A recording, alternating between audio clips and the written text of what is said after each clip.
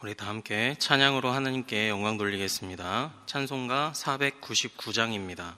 흑암에 사는 백성들을 보라. 찬송가 499장 흑암에 사는 백성들을 보라. 우리 함께 찬양합니다.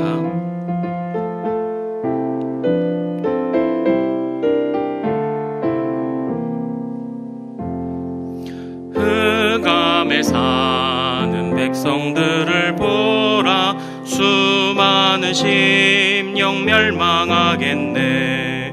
그 누가 갈까? 주의 복음 들고 생명을 구원하는 곳으로. 큰 권세 주께 있으니, 큰 권세 주께 있으니, 너는 가서 주의 복음 전하라. 주가 너 항상 지키리라. 구원의 문은 넓게 열렸으니, 십자가 군병 일어나거라. 너희의 힘을 하나로 뭉쳐서 죄악의 쇠사슬을 끊어라. 큰 권세 주께 있으니, 큰 권세 주께 있으니, 너는 가서 주의 복음 전하라. 주가 너 항상 지키리라. 왜 너는 멸망길을 가려느냐? 춤성 듣고 응답하여라. 널 구원하려 예수 죽었으니, 생명의 참된 복음 전하라. 큰 권세 주께 있으니, 큰 권세 주께 있으니, 너는 가서 주의 복음 전하라. 주가 너 항상 지키리라. 온 천하 만민 승리의 그날에 영광과 찬송 주께 드리네. 속죄함 입어 구원받았으니, 기쁘게 할렐루야 부르세. 큰 권세 주께 있으니, 큰 권세 주께 있으니, 너는 가서 주의 복음 전하라. 주가 너 항상 지키리라.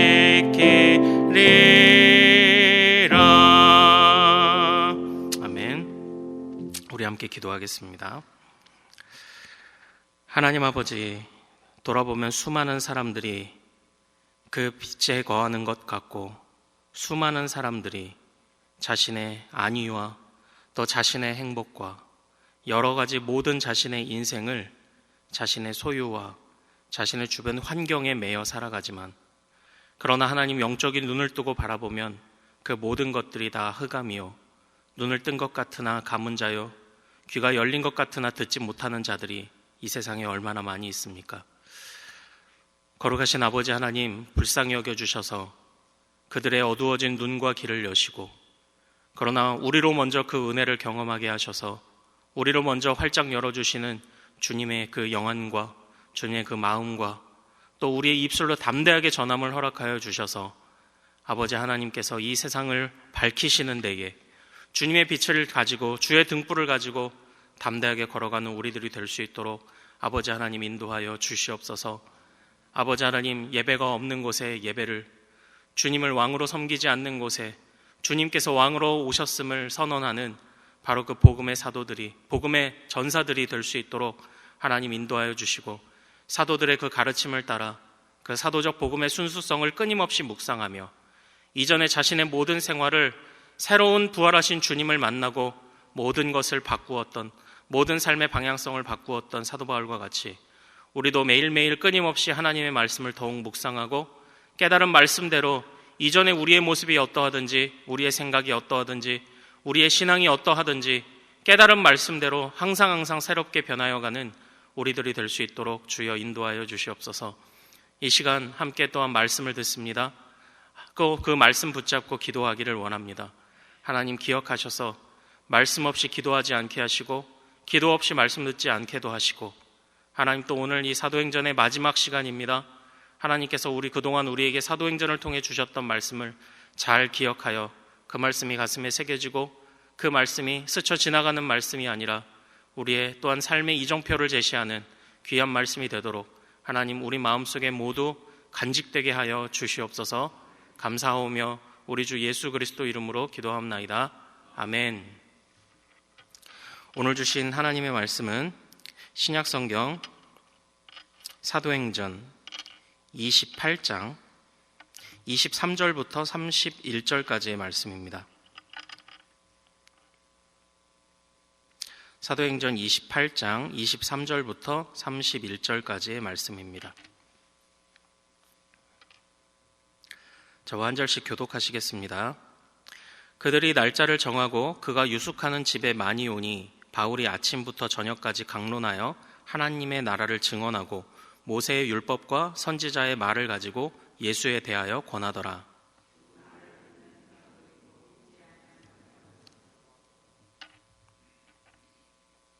서로 맞지 아니하여 흩어질 때에 바울이 한 말로 이르되 성령이 선지자 이사야를 통하여 너희 조상들에게 말씀하신 것이 옳도다.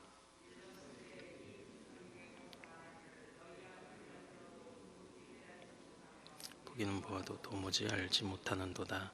이 백성들의 마음이 우둔하여져서 그 귀로는 둔하게 듣고 그 눈은 감았으니 이는 눈으로 보고 귀로 듣고 마음으로 깨달아 돌아오면 내가 고쳐줄까 함이라 하였으니 하나님의 이 구원이 이방인에게로 보내어진 줄 알라. 그들은 그것을 들으리라 하더라. 바울이 온 이태를 자기 셋집에 머물면서 자기에게 오는 사람을 다 영접하고 하나님의 나라를 전파하며 주 예수 그리스도에 관한 모든 것을 담대하게 거침없이 가르치더라. 아멘. 아멘. 하나님께서 또 오늘 우리 이 말씀을 통하여 또 귀한 깨달음 주실 줄 믿습니다. 또 이 자리에 함께 오신 우리 모든 성도님들에게 깨달음의 또 지혜와 또 하나님을 아는 더욱 지식의 풍성한 것을 주께서 또 채우실 줄로 믿습니다. 오늘 사도행전 이제 드디어 마지막 시간입니다. 사도행전 마지막 시간이고 또 4월의 마지막 날이기도 합니다. 사도행전을 이렇게 보아 오시면서 여러분들은 어떤 것을 가슴에 끊임없이 이렇게 품고 계셨습니까?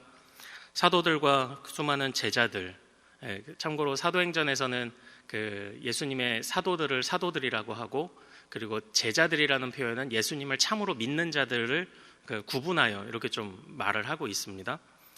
사도들과 제자들이 담대하게 그 복음을 전하는 그런 장면들을 많이 보시면서 그래, 우리도 이렇게 복음을 전해야 한다. 또 이 사도행전을 통하여 이방의 복음이 전달되는 모습을 통해 오늘날 우리가 그 유익을 먹고 있는 자들이다. 우리도 이방인이었는데 하는 그런 깨달음도 있을 수 있고요. 또 한 가지는 또 예수 그리스도께서 행하셨던 대로 제자들도 병도 고치고 사도들도 사람을 살리고 그런 동일한 일들을 나타내었다. 이제 이런 것들도 깨달았을 수도 있고요. 많은 가르침들이 이 안에 있었습니다. 그런데 중요한 것은 이 사도들의 행전이라고 할 때 제가 신학교에서 공부할 때 이 제목을 좀 재밌게 새롭게 붙이셨던 그런 교수님의 책을 본 적이 있습니다. 그게 바로 뭐였냐면 성령 행전이었습니다. 이것은 사도들이 활약한 바를 기도에 기록해 놓은 것, 그러나 더 깊이 들어가면 성령께서 일하신 것을 기록해 놓은 것이다라는 이제 그런 의도가 그 안에 담겨 있었습니다. 사도행전은 성령 행전입니다.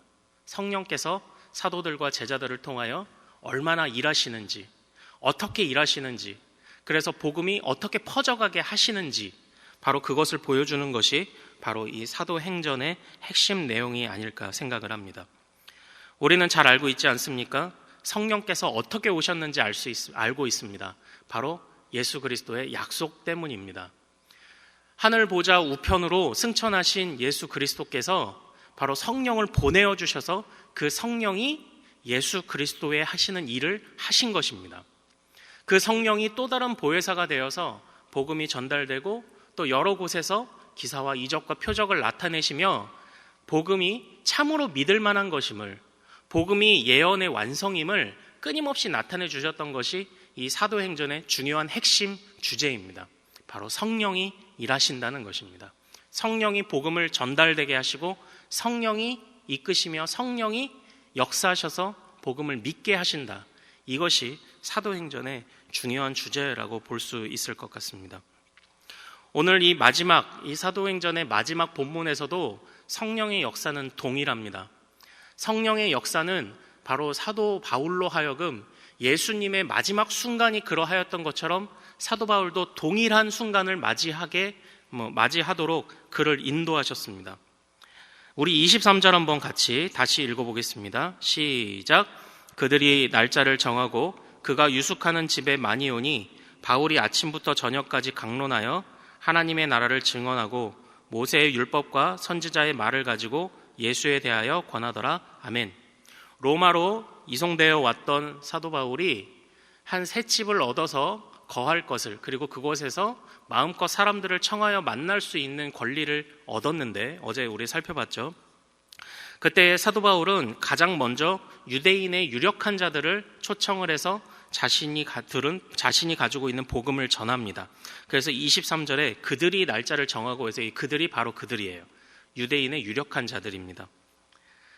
그래서 때가 되어서 이제 바울이 그들을 만나 전하는데, 그 전하는 내용이 무엇인지를 한번 보십시오. 바울이 무엇을 전했다고 되어 있습니까? 하나님의 나라를 전했다고 되어 있습니다. 자, 그런데 사도행전 1장 3절에 보면 예수 그리스도께서 승천하시기 이전에 부활하신 예수께서 제자들에게 그가 부활하신 이후에 승천하시기까지의 기간 동안 예수님께서 가르쳐 주신 것이 있는데, 그것이 무엇이냐면 사도행전 1장 3절에 그가 고난받으신 후에 또한 그들에게 확실한 많은 증거로 친히 살아계심을 나타내사 40일 동안 그들에게 보이시며 하나님의 나라의 일을 말씀하시니라. 예수님께서도 가장 마지막 때에 승천하시기 전에 제자들에게, 그리고 그를 따르는 자들에게 가르치셨던 말씀이 뭐냐? 바로 하나님의 나라였어요. 근데 지금 이 사도 바울도 자신의 마지막 때에 가르치고 있었던 것이 무엇입니까? 바로 하나님의 나라입니다. 하나님의 나라. 하나님의 나라는 다른 것이 아닙니다. 하나님이 통치하시는 나라. 하나님의 주권이 그 안에서 역사하는 나라. 바로 그것이 하나님의 나라입니다. 예수님으로부터 우리가 아직 이미와 아직이라는 이야기를 신학적으로 많이 들어보지 않았습니까? 하나님의 나라가 이미 시작되었다. 예수의 초림을 통하여 이미 시작되었다. 그러나 아직 그것이 그 극치가 일어나지는 않았고 아직 무르익지는 않았는데, 그때는 다시 오실 주님의 때에 바로 그 극치가 나타나게 될 것이다. 그래서 믿는 자들은 현재 하나님의 나라를 살아가고 있는 것이고, 믿지 않는 자들은 하나님의 나라가 그 극치에 이르렀을 때 비로소 멸망과 심판의 저주를 받게 될 것이다. 우리가 지금 이 긴장 속에서 살아가고 있지 않습니까? 한편으로는 역사하는 하나님, 주권적으로 일하시는 하나님과 여전히 그것을 알지 못하고 세상에서 날뛰는 그 세상의 악한 것들과 악한 자들의 이 사이의 긴장감 가운데서 살아가고 있지 않습니까? 그러나 확실한 것은 예수 그리스도께서 부활하심으로 천상의 왕으로 등극하셨고, 부활 승천하실 때에 예수 그리스도께서 하나님 나라의 일을 말씀하시며, 그동안 예수께서 행하셨던 일들이, 가르치셨던 것들이, 수많은 기적들이 무엇을 의미하는지, 이 흩어져 있던 수많은 퍼즐들이 다 무엇을 가리키고 있었는지 바로 하나님의 나라를 가리키고 있었다는 것을 예수 그리스도께서 전하셨고, 그리고 사도 바울도 그것을 마지막까지 전하고 있는 것입니다. 그런데 여기서 사도 바울이 그 말씀을 전하였을 때 24절에 보면 그 말을 믿는 사람도 있고 믿지 않는 사람도 있다고 이야기를 합니다.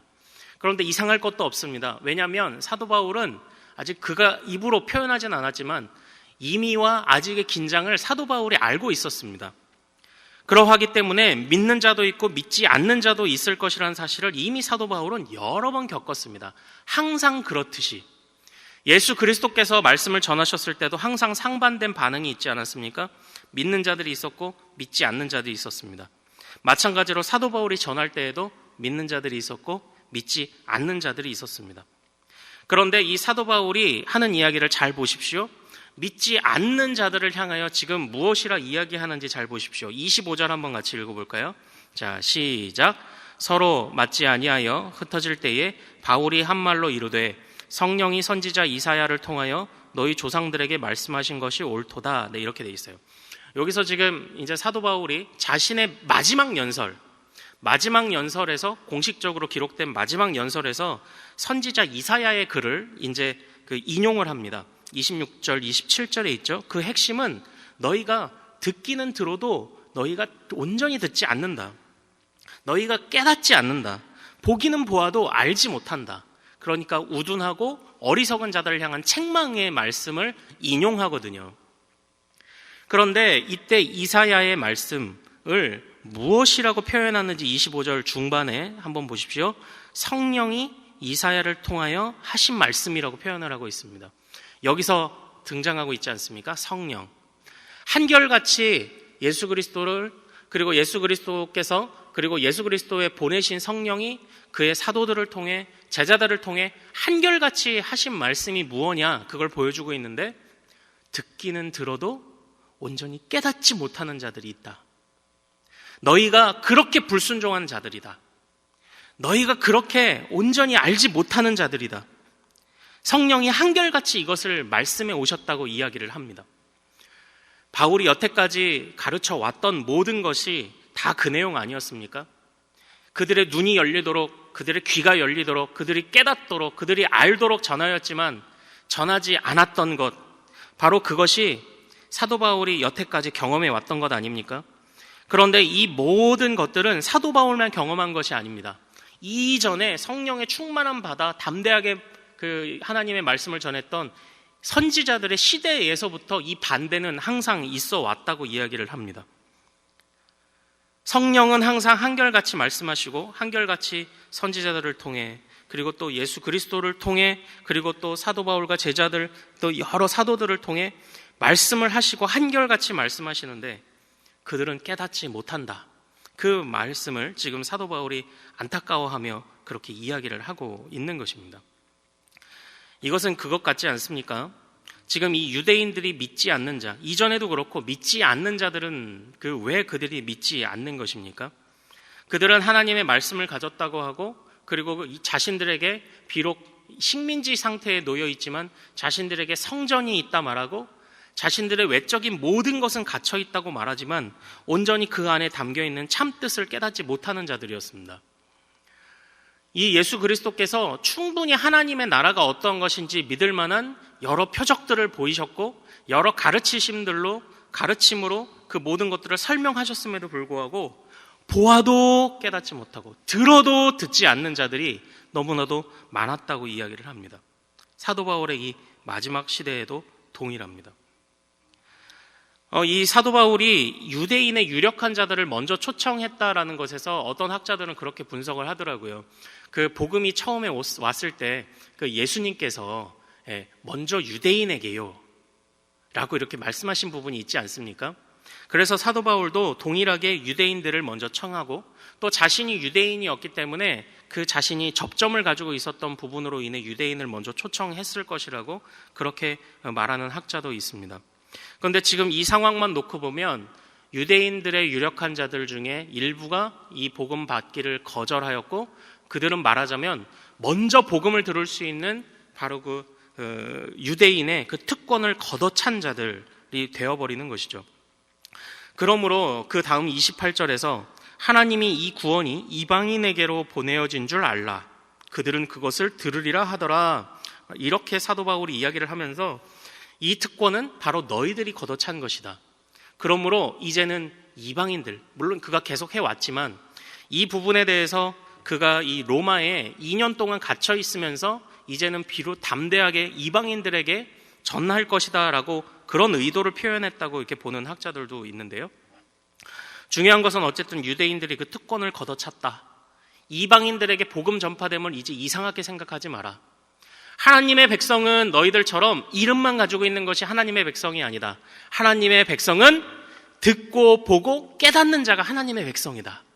이제 이것을 여기 사도 바울이 선언하고 있는 것입니다. 그러므로 사랑하는 여러분, 오래전에 선지자들이 성령이 충만하여서 전해왔던 것과 그리고 사도행전에서 사도들과 제자들이 그리고 새롭게 세워진 사도 바울까지 그들이 전한 것은 한결같습니다. 보고 듣고 깨닫는 자는 하나님의 백성입니다. 그러나 보고 듣고 깨닫지 못하는 자, 그들이 심지어 예배를 하고 있고 그들이 심지어 성전을 채우고 있고 그들이 심지어 말씀을 알고 있지만 보고 듣고 깨닫지 않는 자는 하나님의 백성이 참된 하나님의 백성이 아님을 지금 사도 바울은 이 마지막까지 지금 이야기를 하고 있는 것 아닙니까? 그러므로 오늘 우리에게 주시는 교훈이 무엇입니까? 듣고 보고 깨닫는 우리가 되어야 하지 않겠습니까? 그것이 참된 하나님의 백성의 그런 모습 아니겠습니까? 하나님의 나라가 이미 우리에게 왔음을 깨닫는다면 어떻게 해야 합니까? 하나님의 통치 안으로 들어가야 되는 것 아닙니까? 하나님의 통치는 어떤 것입니까? 역사상 수많은 상황들 속에서 하나님의 통치는 그것이 아닌 하나님의 통치, 무엇이 아닌 하나님의 통치로 나타났습니다. 대표적으로 출애굽 때에 바로의 통치가 아닌, 이집트의 통치가 아닌, 이집트의 신들이 아닌 하나님의 통치, 하나님의 통치 안으로 들어오는 사건이 출애굽 아니었습니까?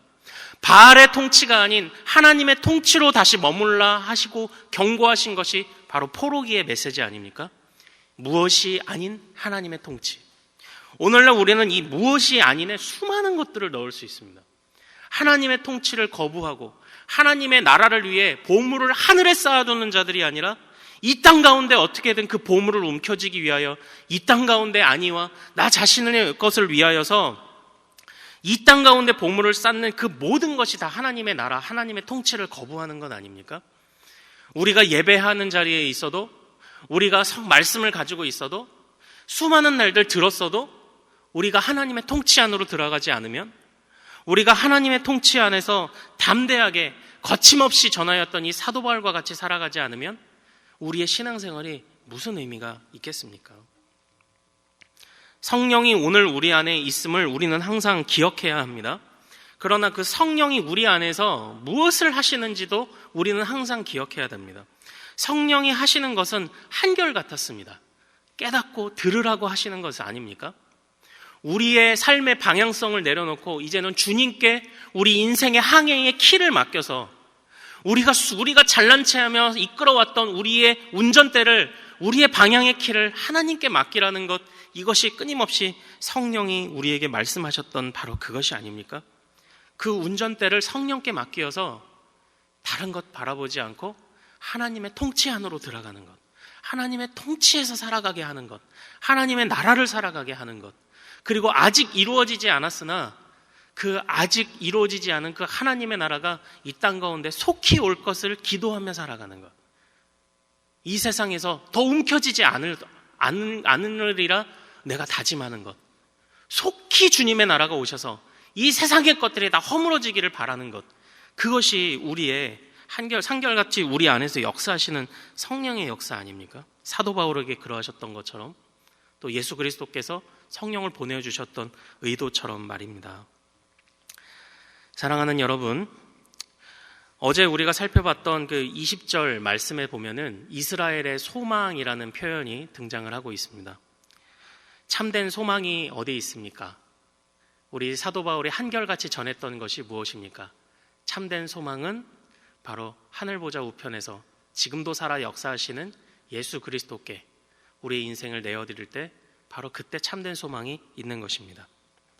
다시 오실 예수 그리스도께서 심판하시고 그의 공의를 드러내시고 또한 이 세상 가운데 멸망할 것들 모든 것들을 판단하실 것이라는 사실을 믿는 것까지가 신앙 아닙니까? 그러나 그것이 우리에게 소망이 되는 것은 그때에 주께서 양과 염소를 나누실 때에 우리는 예수 그리스도로 옷 입은 자이기 때문에 그리스도의 다시 오심은 마지막 최후의 심판의 때이기만 한 것이 아니라 우리의 온전히 성화되고 하나님 나라의 극치가 일어나서 우리가 온전히 주의 영광을 보게 되는 바로 그때를 말하는 것이 아닙니까? 저는 한결같이 표현하는 방식이 있습니다.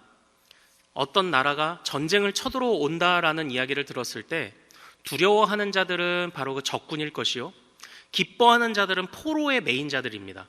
쳐들어 온다는 이야기는 곧 포로에게는 나를 구출하러 온다는 뜻이기 때문이라고 저는 한결같이 하나님의 나라를 이런 비유로 설명을 하고 있습니다. 그것을 바라보고 살아가는 자, 그러므로 이 땅 가운데서 우리의 정체성이 어떤 것입니까? 나그네고, 이 땅 가운데 속할 수 없는 자고, 우리의 시민권은 하늘에 있고, 끊임없이 사도 바울이 고백해 왔던 것이 바로 이러한 메시지들 아닙니까? 사도 바울이 우리에게 주셨던, 또한 성령께서 한결같이 말씀하셨던 바로 이 말씀대로 오늘 우리도 한결같이 성령의 인도함을 따라 우리의 삶의 방향을 내려놓고 하나님께 우리의 인생의 항해를 맡기는 그런 모든 성도님들 되시기를 소망합니다. 주께서 우리를 통하여 주의 공의도 드러내시고 주의 사랑도 드러내시고 마음껏 사용하시되, 그러나 주께서 우리를 붙잡으셨기에 우리를 저 소망의 항구로 이끄실 것을 항상 기억하는 우리 대전중앙의 모든 성도님 되시기를 소망합니다. 우리 오늘 말씀 붙잡고 한번 같이 기도하기를 소망합니다. 우리 안에서 역사하시는 그 성령님께서 끊임없이 우리를 하나님의 나라를 향해, 우리를 하나님의 방향으로 이끄시는 것을 항상 기억하며, 우리도 선지자들과 같이, 사도들과 같이, 제자들과 같이, 오늘 이 마지막 때에 사도 바울과 같이 우리도 그들처럼 성령의 인도하심에 충성되는 백성들 되게 하옵소서라고, 듣고 그리고 보고 깨닫는 자가 되게 해달라고, 더욱더 우리의 눈을 열어달라고, 귀를 열어달라고, 마음을 열어달라고 오늘 말씀 붙잡고 주여 한번 부르고 같이 기도하겠습니다. 주여, 거룩하신 아버지 하나님 소망합니다. 아버지 하나님, 듣기는 들어도 깨닫지 못하고 보기는 보아도 온전히 알지 못하는 자들이 되지 않도록 하나님 인도하여 주시옵소서. 아버지 하나님이여, 우리가 예배를 하고 있고 말씀을 알고 있지만 아버지 하나님, 그러나 그 온전히 그 예배 안에 젖어들지 못하고 온전히 그 주님의 통치 안에 젖어들지 못한다면 아버지 하나님, 우리가 어찌 하나님의 참된 백성이라 말할 수 있겠습니까? 아버지 하나님, 성령이 말씀하시는 바는 한결같지 않습니까? 순종하는 자가, 듣고 순종하는 자가 하나님의 백성이라고 말씀하신 것이 아닙니까? 아버지 하나님이여, 불쌍히 여겨주셔서 아버지 하나님께서 우리 모든 성도들, 아버지 그리고 내가 먼저 주 앞에 엎드리게 하셔서 아버지 하나님, 듣고 순종하게 하옵소서. 들은 말씀이 순종되게 하옵소서. 들은 말씀이 사라지도록 하나님 인도하여 주시옵소서. 여전히 내 못난 자아와 내 못된 생각들이 아버지 하나님이여 내 안에 가득 차 있으나, 그러나 주님께서 불쌍히 여겨주시고 주님께서 미련한 우리들을 다시금 지혜롭게 하여 주시고 아버지 하나님이여, 제멋대로 가고자 하는 우리 인생의 방향의 키를 주님이 붙잡아 주셔서 우리를 참된 하나님의 나라라는 저 소망의 항구로 이끌어 주시기를 소망하오니, 아버지 우리 자신의 인생을 주님께 내어드리는 우리 모든 백성들 될 수 있도록 아버지 인도하여 주시옵소서. 아버지 하나님이여, 성령이 한결같이 말씀하신 것을 따라가기를 원합니다. 주여, 주여, 듣고 보고 깨닫는 자 되기를 원합니다. 하나님 인도하여 주시옵소서. 예수님이 끊임없이 전하셨던 것, 아버지 하나님, 사도 바울이 끊임없이 전했던 것, 아버지 하나님 인도하여 주시옵소서. 아버지 하나님, 오늘은 목요일입니다. 오늘은 금요일입니다. 특별히 가정과 목장 사역을 위해 기도하는 날입니다. 이 시간 기도하실 때 주여 우리 교회 모든 가정마다 사랑 충만, 말씀 충만, 성령 충만하게 하여 주옵소서. 모든 부모마다 축복의 언어를 주시사 서로 격려하며 축복하는 가정이 되게 하옵소서. 우리 교회 목장에 속한 모든 가정마다 기쁨과 감사가 넘치게 하여 주옵소서. 그리고 계속해서 담임 목사님을 위해 기도해 주시고 함께 동역하시는 장로님들과 교역자들이 사랑으로 하나 되어 온 교회가 성령으로 충만한 가운데 부흥의 역사를 이루게 해달라고 가정과 목장을 위해 합심으로 기도하신 이후에 마음껏 기도하시고 삶의 현장으로 나아가겠습니다. 이 시간 저를 먼저 따라해 주십시오. 주여 축복의 언어를 주옵소서.